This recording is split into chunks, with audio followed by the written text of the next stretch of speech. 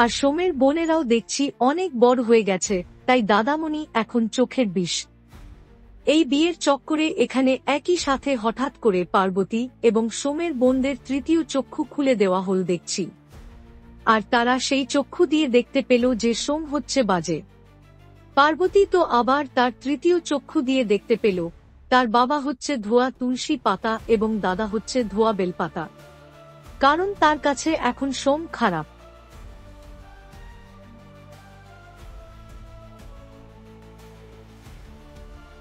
কারণ সোম তাকে জোর করে বিয়ে করেছে, তাকে ঠকিয়েছে।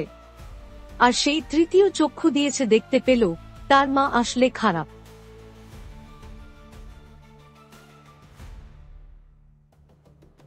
তাই তার মা যে তাকে বলছে সবটা তার বাবার প্ল্যান ছিল, সেটা এখন ওই মহিলা মানছে না।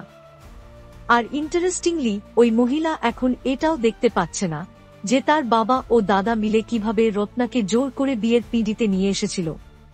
আর তার চোখে এখন এটাও দেখা যাচ্ছে না যে পার্বতী যখন সেই ছেলেটাকে বিয়ে করতে চাইছিল না, তখন কিভাবে তার বাবার মধ্যে কিছুগুলো মহিলা তাকে জোর করে চেপে ধরেছিল বিয়েটা করতে।